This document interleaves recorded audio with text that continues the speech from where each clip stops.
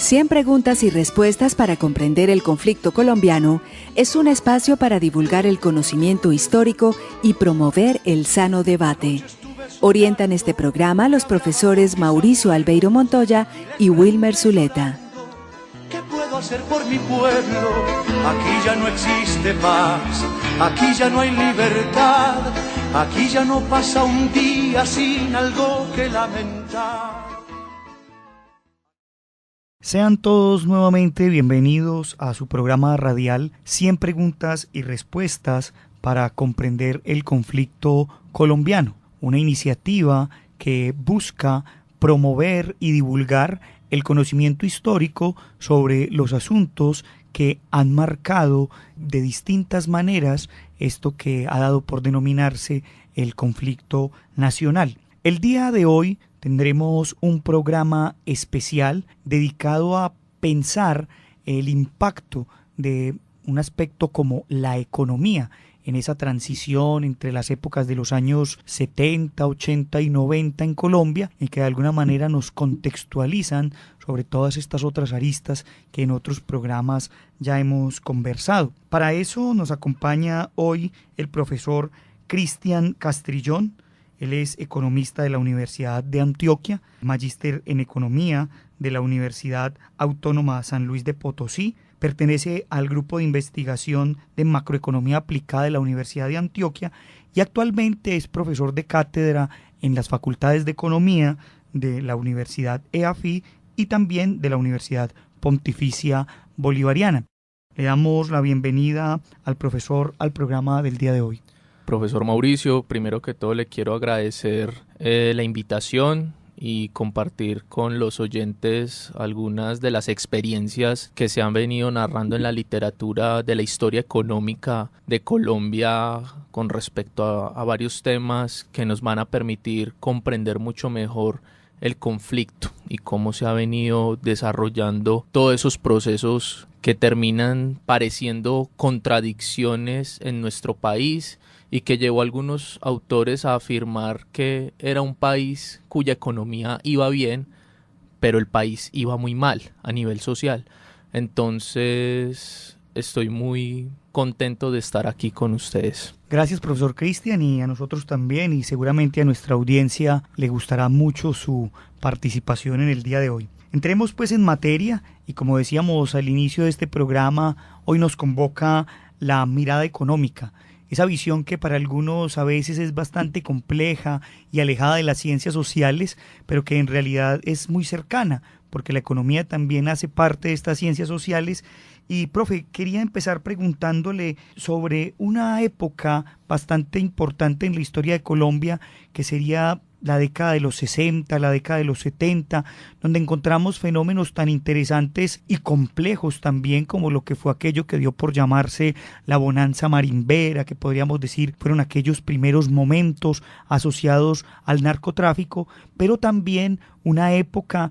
de transición política. Salíamos del Frente Nacional y llegaban nuevos gobiernos aparentemente con ideas alternativas de inclusión y de transformación del país, pero que generarían después discusiones, sobre todo en gobiernos como el de López Miquelsen, que en su momento tenía como lema ser el mandato claro y que muchos de sus opositores llamaron el mandato caro, y que terminó en esa década de los 70 con el famoso paro cívico de 1977. Profe, ¿qué podemos decir de estas dos décadas como preámbulo a toda esta mirada económica que vamos a trabajar hoy en el programa? Bueno, profesor Mauricio, la visión económica, uno puede citar autores como José Antonio Campos, Salomón Kalmanovich, que nos permite comprender que después del periodo de posguerra, después de la Segunda Guerra Mundial, la economía colombiana empezó a seguir el modelo impuesto por la CEPAL, que fue la comisión que se estableció para América Latina, imponiendo el modelo de sustitución por importaciones. Es un modelo que consiste en ir dejando de lado las importaciones de productos de Estados Unidos o Europa y empezar a consolidar la industria a nivel nacional. En ese sentido, la economía colombiana en el periodo comprendido entre 1950 hasta 1970 le fue bien, tuvo un crecimiento sostenido en ese periodo de tiempo, a pesar pues de que en los indicadores sociales no le fue tan bien, a pesar de que en términos de distribución del ingreso, a nivel del coeficiente del Gini, seguía siendo un país con muchas desigualdades económicas, pero el sector de la manufactura creció mucho en ese periodo de tiempo, lo cual permitió pues que industrias como la textil se desarrollara fuertemente y fuera un fuerte jalonador de empleo. Sin embargo, ya en el periodo de 1978, ya como usted señala con ese paro cívico, fue un paro que fue fundamental para hacer un llamado de atención a muchos problemas sociales que se estaban presentando en el país, sobre todo en el aspecto de educación, salud y provisión de bienes necesarios para la sociedad colombiana. Entonces, en ese orden de ideas, se empieza a reconfigurar, digamos, un ambiente bastante hostil, social, que uno podría pensar por parte de algunos autores que van a dar como indicios a que se crearan incentivos a que algunas personas, sobre todo las personas más desprotegidas y que estaban olvidados por parte del gobierno, comenzaran a ver en el narcotráfico una oportunidad económica.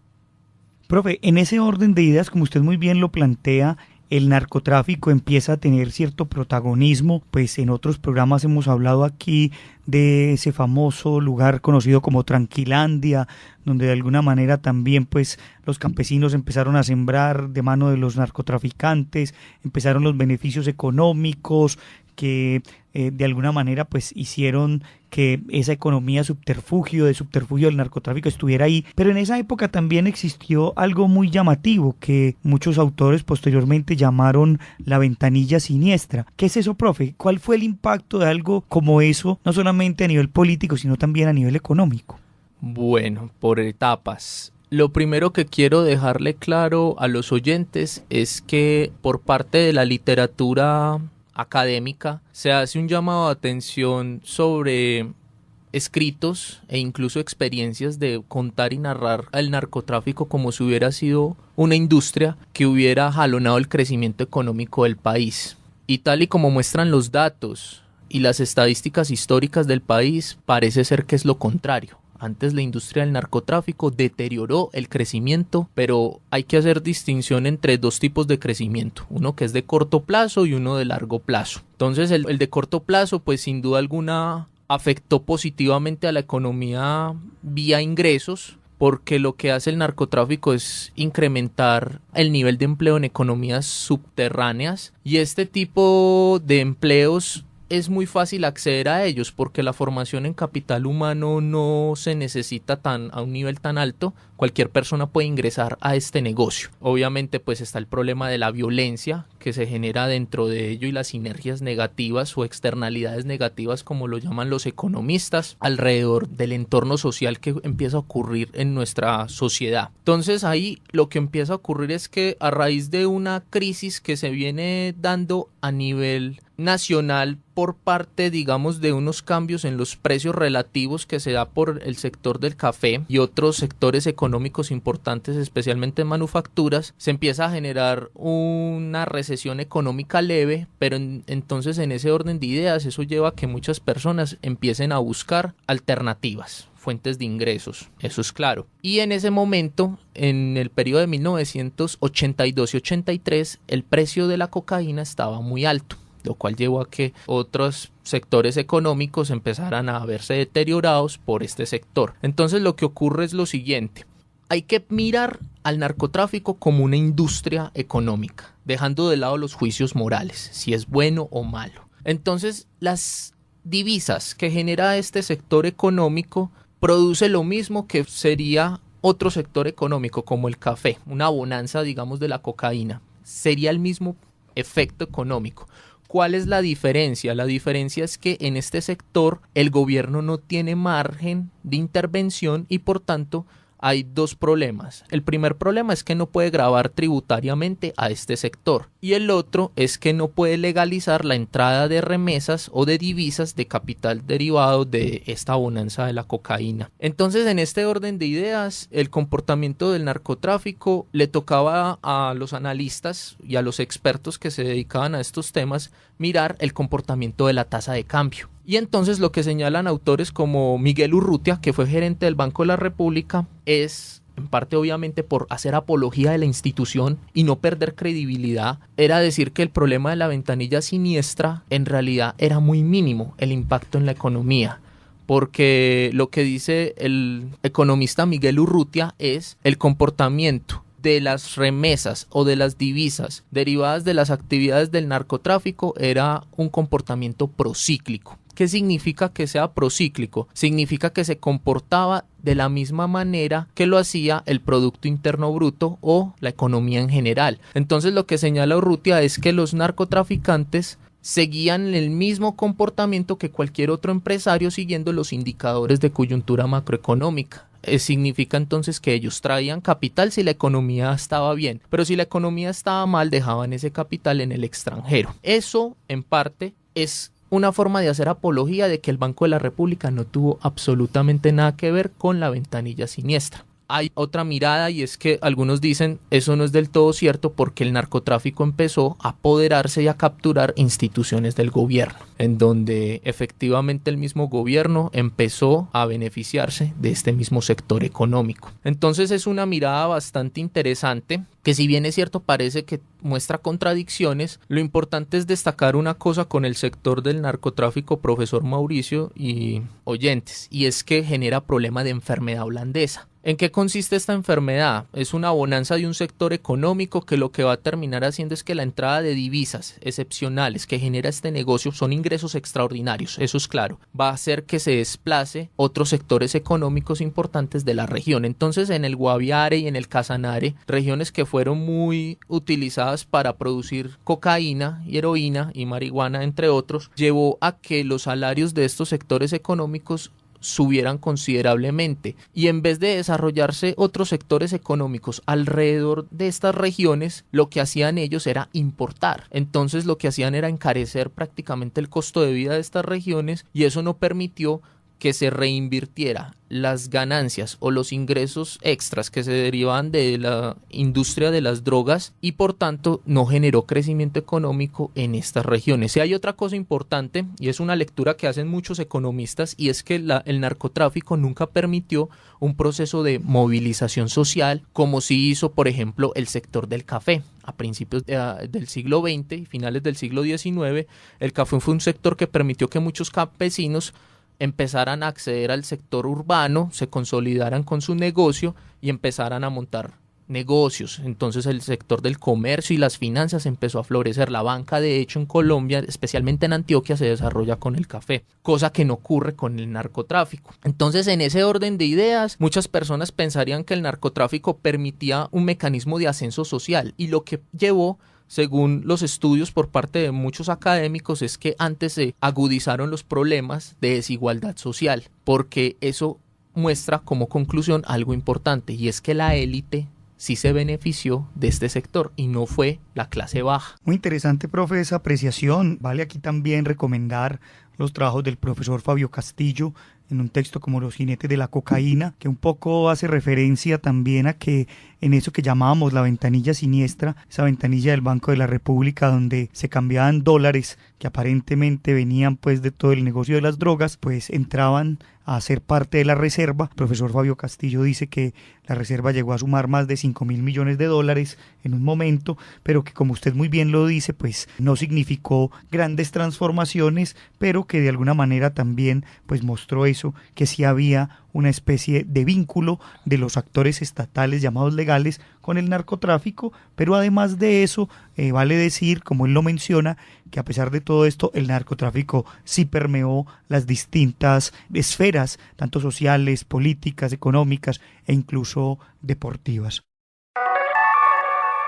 Usted está escuchando 100 preguntas y respuestas para comprender el conflicto colombiano. Profe Mauricio, ahora que toca usted a este autor, es importante señalar algo,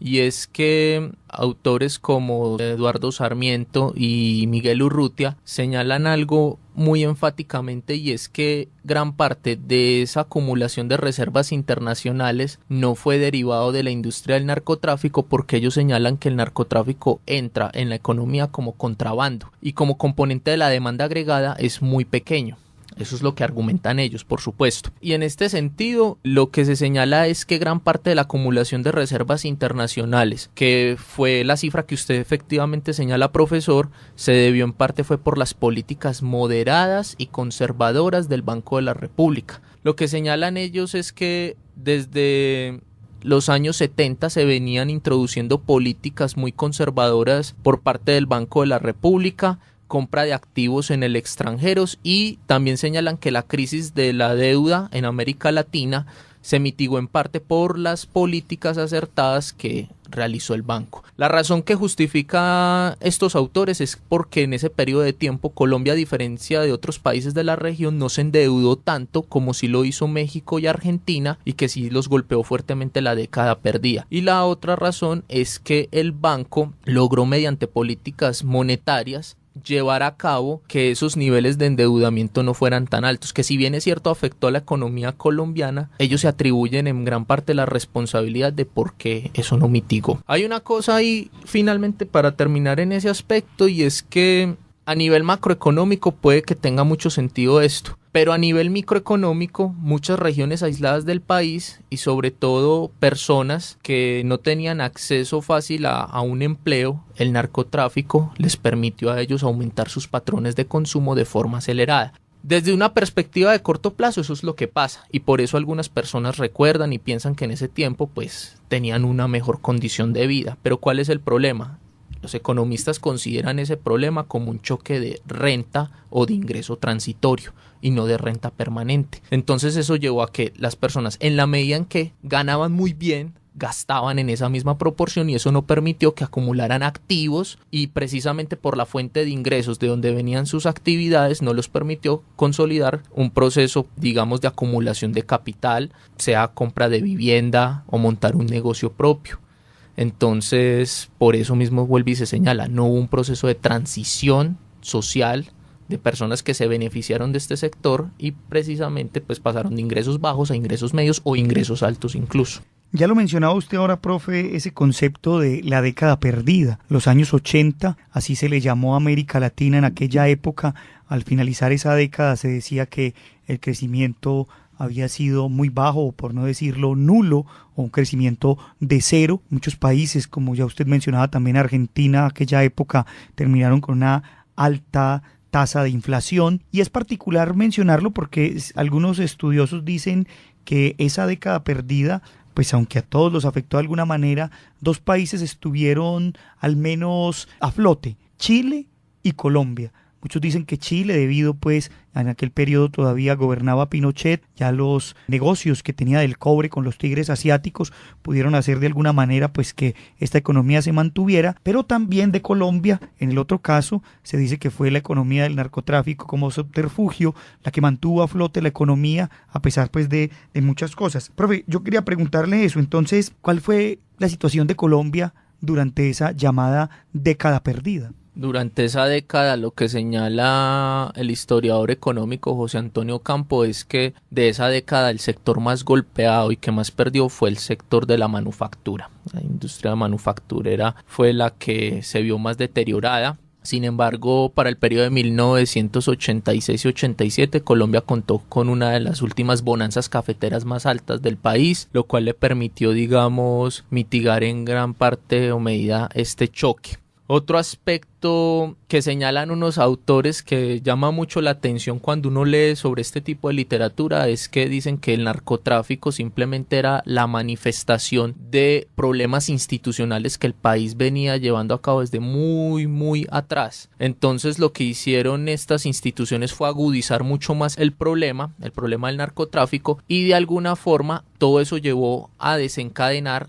lo que vamos a conocer nosotros como la Constitución Política de 1991. Entonces lo que dicen estos autores es que el narcotráfico prácticamente aceleró un proceso que se venía dando con respecto a reclamar más Estado, más presencia institucional, y en ese orden de ideas se llevó a cabo la necesidad de reformular la constitución política del país, y bueno, hubieron pues varios grupos al margen de la ley que estuvieron implicados en ello. El M-19 jugó un papel muy importante en cuanto al reclamo de los derechos en la parte de salud, educación, y aspectos sociales que eran muy necesarios, pero lo que llama la atención es que sin duda alguna lo que fueron el grupo guerrillero de las FARC y los paramilitares, sin el desarrollo de la industria del narcotráfico no hubieran obtenido tanto poder económico y a la vez político. Entonces lo que muestran ellos es que señalan una cosa interesante, y es el narcotráfico en términos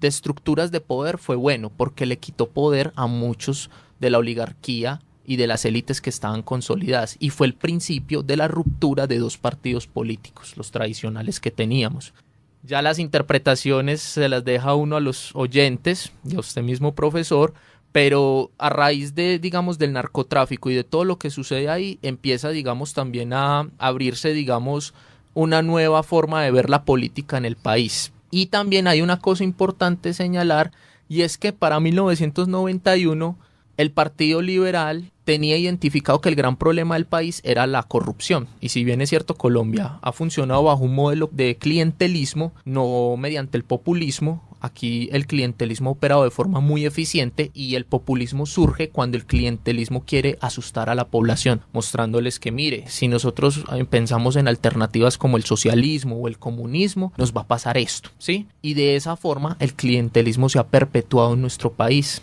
y en las últimas elecciones fue muy claro eso también. Se genera mucha incertidumbre en la gente, entonces la gente, al colombiano, por su idiosincrasia, le da mucho miedo el cambio. Entonces, ¿qué es lo que viene dándose? En Colombia se vienen dando unos cambios graduales, pero el narcotráfico acelera todo ese proceso. En ese plano, profe, que menciona usted, pues ya llega la década de los 90 y entra entonces la economía colombiana a ese proceso de apertura económica, neoliberalismo y también pues del impacto del consenso de Washington. Profe, ¿cómo entra Colombia ahí, que entra, como entraron muchos países de América Latina, de manera forzada, y cuáles son las consecuencias que derivan de esa entrada acelerada a ese modelo novedoso tras la caída pues de la Unión Soviética y por lo que dirían algunos el fracaso del comunismo y la imposición de un solo modelo como el capitalismo? Colombia tiene una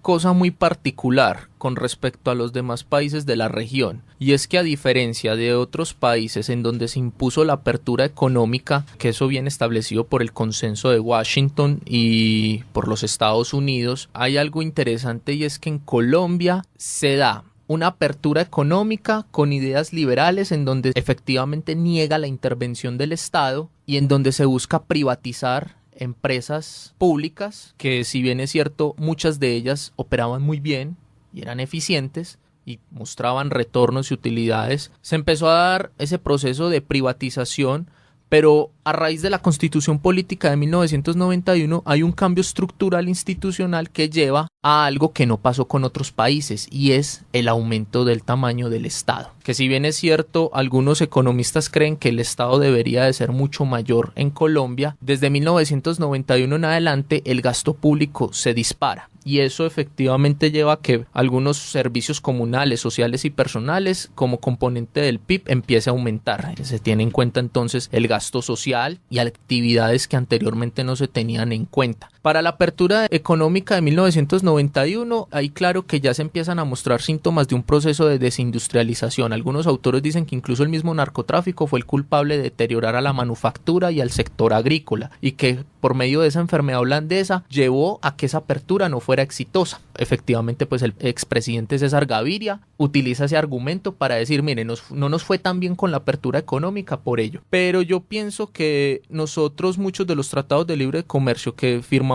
en su momento eran en desventaja. Pienso que la apertura económica era necesaria, pero se debía de hacer gradualmente, muy lentamente, y debía de hacerse planificadamente y por sectores económicos. La apertura económica era sin duda alguna un medio para ser más competitivos, aumentar nuestra productividad, darnos a conocer en el mundo, pero no fue así, y nosotros terminamos viviendo en 1998 la crisis económica más fuerte que tuvimos, con la Gran Depresión, que afectó sin duda alguna a todas las economías del mundo, y después de la Guerra de los 1000 días en Colombia, que afectó a todos los colombianos. Esa crisis de 1998 es importante para mostrar que efectivamente la apertura económica no fue exitosa y que no dio los resultados que se esperaba, pero fue parte de un proceso que después muestra que efectivamente sí era necesario. Sin embargo, cuando uno mira, digamos, la composición del PIB de Colombia, contrastando 1991 con respecto al 2017, el sector económico que más se deterioró fue el sector agropecuario, silvicultura, pesca, caza y el sector manufacturero. Y la economía pasó de ser una dispensa de alimentos que estaba haciendo desde 1960 hasta los 70 de forma muy exitosa a cambiar su vocación productiva. Entonces, en ese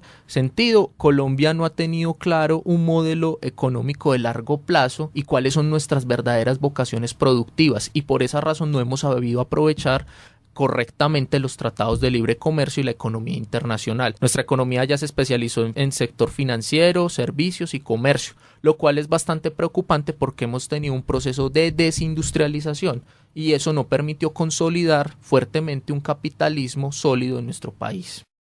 En su libro, Una historia del sistema financiero colombiano, José Antonio Ocampo hace un buen análisis de las causas de la crisis financiera y de las medidas adoptadas para hacerle frente. Comenta que como desarrollo de la Declaratoria de Emergencia Económica y Social, orientada a enfrentar la crisis financiera, así como las medidas adoptadas, descritas atrás como el impuesto a las transacciones financieras y a aliviar la situación de los deudores hipotecarios, se extendió la responsabilidad del manejo de la crisis y la recuperación de los ahorradores sobre Fogafín, y destaca que sus acciones incluyeron la reestructuración y capitalización de la banca pública, la oficialización de algunas entidades privadas, el suministro de créditos a los accionistas de la banca para financiar su capitalización, la administración de los alivios a los deudores hipotecarios y la obligación de responder a los clientes de las entidades liquidadas por la vía del seguro de depósito. Se resalta que la reorganización de la banca estatal fue una de sus principales tareas, que en el caso de la vivienda, la naturaleza de las intervenciones estuvieron afectadas por las decisiones de la Corte Constitucional, que solicitó establecer topes a las tasas de interés y deshizo la indexación de las tasas de interés al sistema de unidades de poder adquisitivo constante, UPAC, y creó el sistema de unidad de valor real, UVR, que en torno a las otras entidades financieras en dificultades y con las facultades existentes y nuevas, intervino algunos bancos medianos y pequeños en dificultades y que en términos de asistencia a las entidades financieras que continuaban operando, desarrolló el esquema de capital garantía. Este es un fragmento del libro llamado 100 episodios de la historia económica de Colombia, del profesor Roberto Junguito Bonet, que de alguna manera detalla algunos de los elementos que ya se venían mencionando sobre esa crisis del año de 1998. Con estas ideas y con todo el conocimiento que el profesor Cristian Castrillón nos brinda hoy, nos despedimos de nuestra audiencia. Agradecemos a la Universidad Nacional por este espacio que nos brinda, a Jorge Benjumea en el máster y a todos ustedes, nuestros oyentes, los invitamos a que asiduamente sigan nuestro programa radial 100 preguntas y respuestas para comprender el conflicto colombiano. Hasta pronto. 100 preguntas y respuestas para comprender el conflicto colombiano es un espacio para divulgar el conocimiento histórico y promover el sano debate. Orientan este programa los profesores Mauricio Albeiro Montoya y Wilmer Zuleta. ¿Qué puedo hacer por mi pueblo? Aquí ya no existe paz, aquí ya no hay libertad, aquí ya no pasa un día sin algo que lamentar.